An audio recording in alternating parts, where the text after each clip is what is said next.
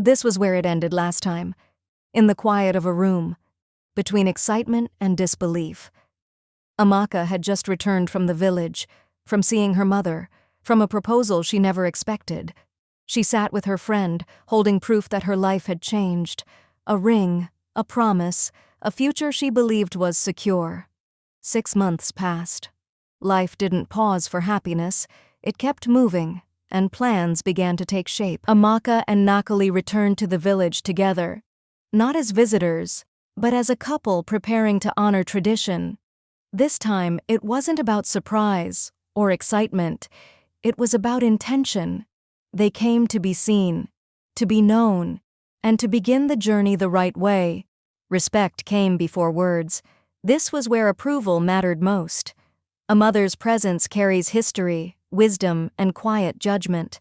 They stood humbly, knowing this moment would speak louder than anything they could say. A few days later, familiar faces arrived.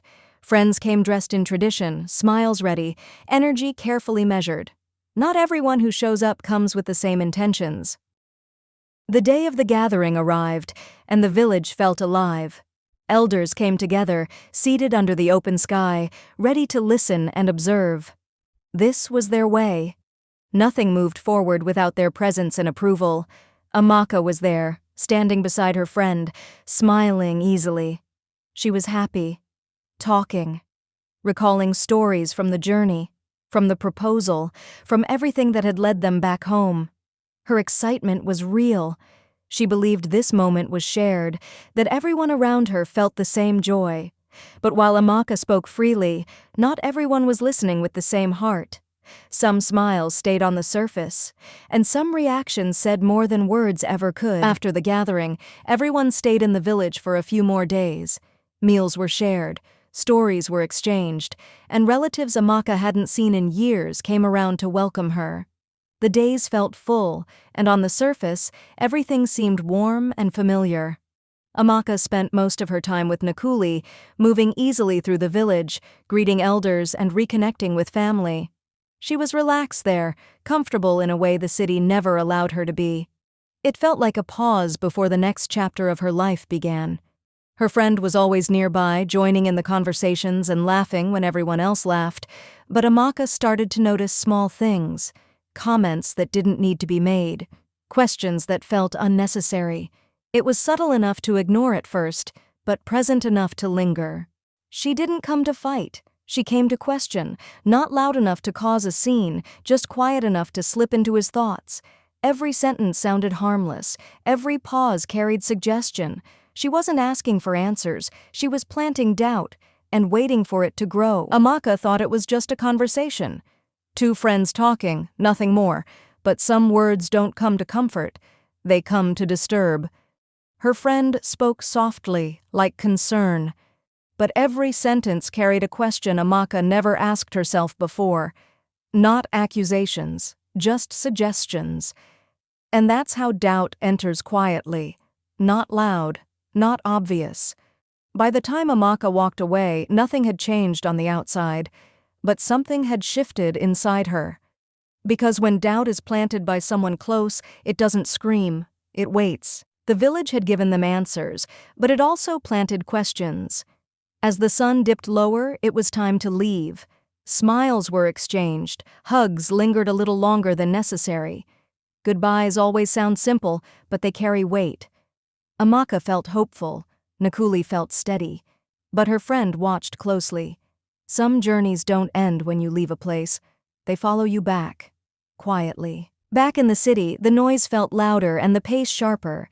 Amaka walked beside her friend, shops flashing color and temptation at every turn. Laughter floated easily, but beneath it something else stirred. Compliments came sweet, followed by questions that lingered a little too long. In the middle of fabric, mirrors, and bright lights, seeds of doubt tried to slip into the conversation quietly. Not every smile meant support, and not every word was meant to uplift. Sometimes, distraction wears the face of friendship.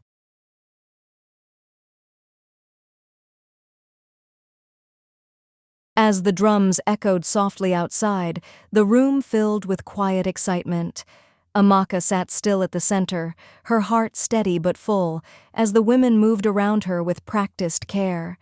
Hands adjusted fabric, straightened beads, and smoothed each fold of her traditional attire, every touch carrying meaning and blessing. This was no longer the girl who left the village with questions in her mind. This was a woman stepping into a new chapter, surrounded by community, culture, and love. Outside, the village waited. Inside, Amaka breathed deeply, ready for what was to come. Amaka stood before the mirror, the weight of the moment settling gently on her shoulders. Beside her, her friend watched quietly, dressed in traditional attire, pride and emotion written across her face. There was a pause between them, not awkward, just reflective. So much had changed since the journey began.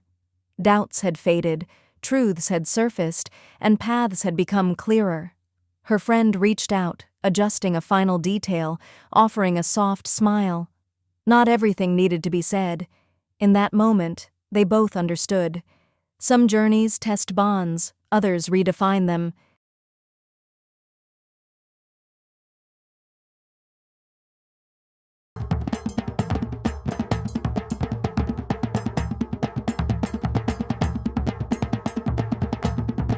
Meanwhile, Nakaru remained with the elders, seated quietly among them.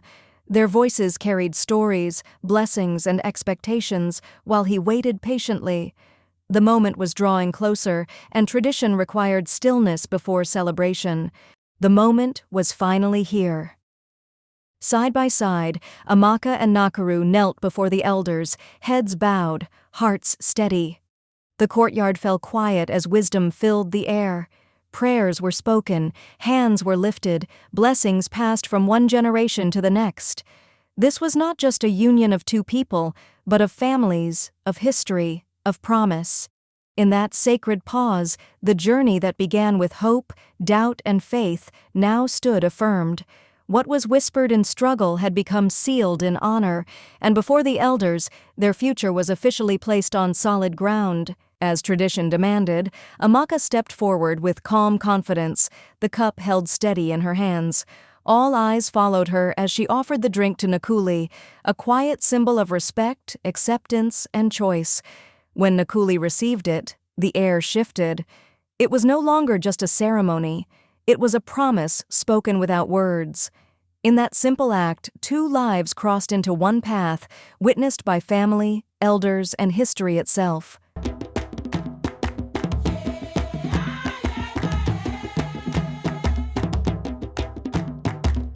Weeks passed after the wedding. Life slowly settled back into routine, but the silence between Amaka and her friend grew heavier with each day. What once felt like distance turned into something harder to ignore. One afternoon, Amaka went to see her friend, hoping to clear the air, hoping they could find their way back to what they used to be.